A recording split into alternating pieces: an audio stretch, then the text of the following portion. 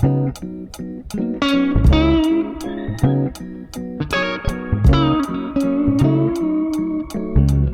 Libra, and welcome to your May 2024 horoscope. Let's get right into it. One of the main themes coming up for you in the month of May has to do with the planet Pluto. Pluto entered your 5th house at the beginning of this year. We cannot get too much into Pluto in your 5th house here just because of time, but if you want a really detailed explanation of it, I'll link a live I did right here where I talk about Pluto through all of the houses. For the sake of this horoscope though, Pluto through your 5th house is teaching you about the power of play, the power of creativity, the power of doing things without an end goal in mind, doing things just for the pleasure of them. Since January, you may have taken certain steps that allow you to tap into this innate creative power. But because on May 2nd, Pluto is going retrograde, you might be reflecting back on those actions and steps.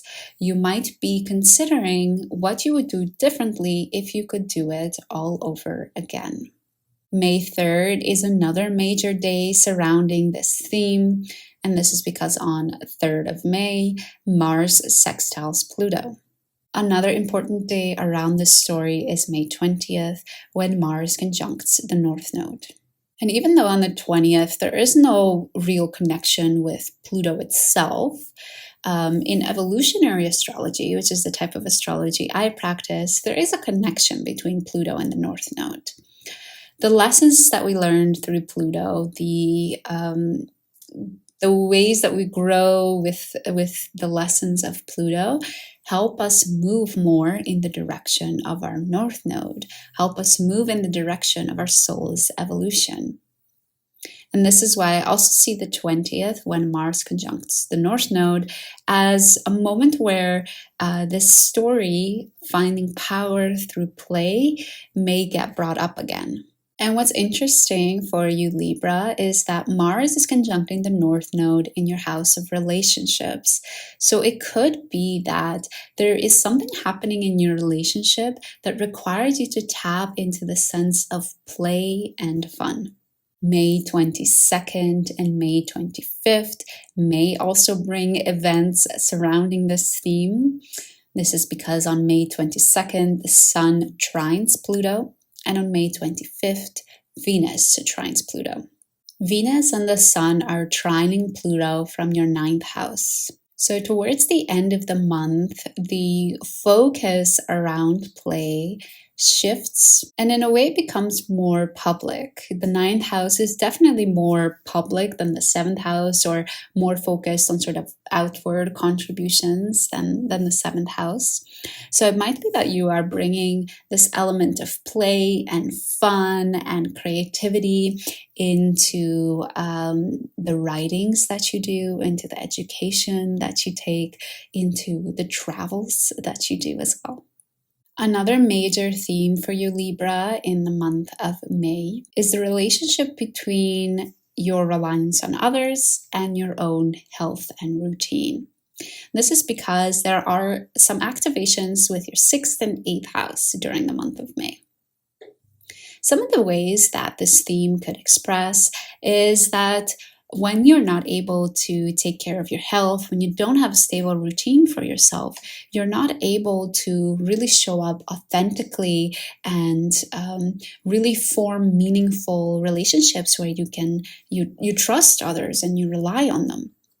But it could also work the other way around, that when you are able to rely on others and form meaningful relationships, you don't go at life alone, but you understand that you need the help of others, that it sort of lifts a certain weight off of your shoulders and gives you the space and the time to also take care of your health and your routine.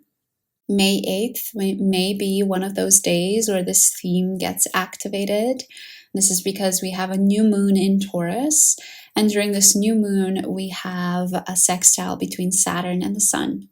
Saturn in your 6th house, and the Sun in your 8th house. May 13th could be another day where you see this theme coming up.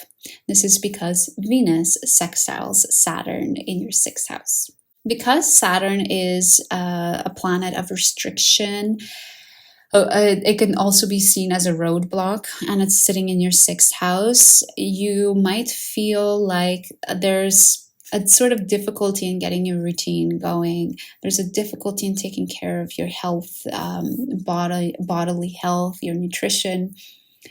But I do think that these sextiles from Venus and the Sun could sort of be opportunities where you get help from others to set you on the right path, to make things easier for you when it comes to your health. Towards the end of the month, as Venus and the Sun leave your 8th house, they sort of bring up this theme again because they sextile Neptune on their way out of your 8th house. So while the first couple of dates in May are around restriction, the aspect is with Saturn. The last dates in May, because the aspect is with Neptune, there is a little bit more of this free-flowing energy, this energy of acceptance and love.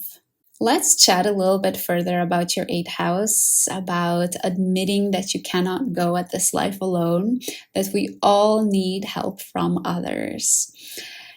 Your 8th house is going to be lit on fire this month, Libra. This is because you have the Sun, Venus, Uranus, and Jupiter all in your 8th house.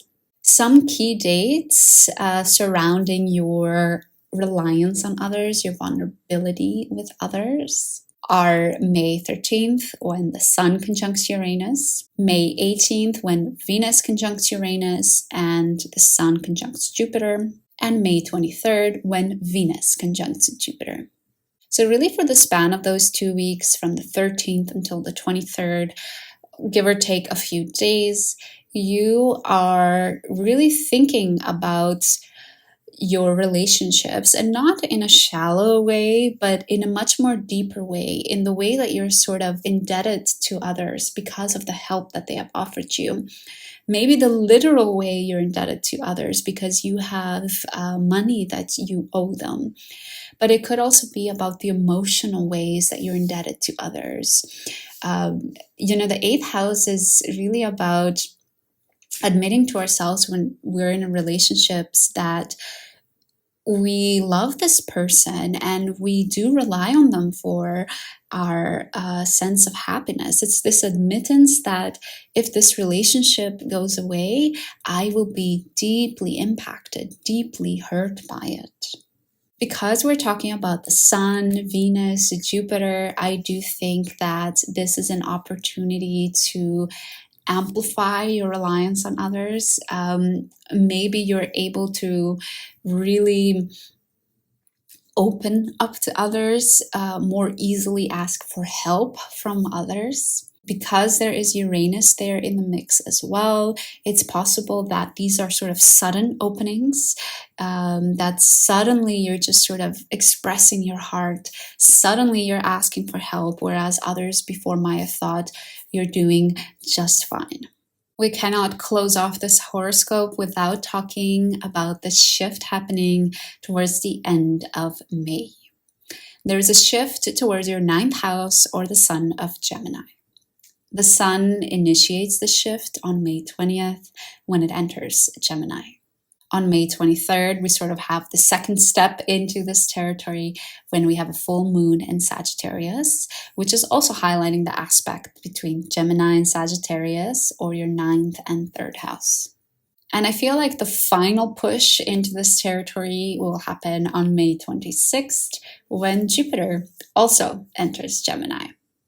And this is actually a really big deal because Jupiter will be in Gemini, or your 9th house, for a whole year.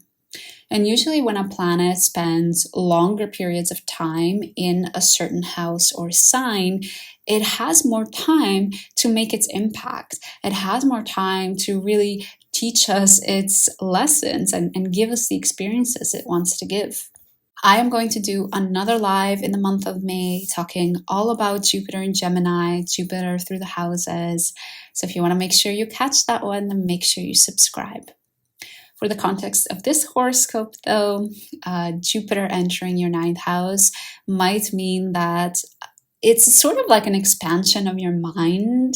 You're able to think on more on a higher level. Perhaps you're forming a new set of values and beliefs through which you want to guide your life. On a more literal level, it could mean that you start a new educational program or that you start traveling and you do a lot of it in the next year. Basically, anything that exposes you to the rest of the world and anything that allows you to zoom out from the nitty gritty, the details of every day, like where do I get my bread? What's happening there? Is there like a traffic jam? Allowing you to zoom out and think more bigger picture. Why are we here as humans? What is my purpose? What do I want to do with this life I've been given? So Libra, those are the main themes for you in the month of May. Let me know down in the comments if you're looking forward to Jupiter entering your ninth house. And also let me know what Jupiter in your eighth house has been like. Did you enjoy it? What has happened? I would love to hear about your experiences. Thank you so much for joining me, Libra, and I hope to see you again soon.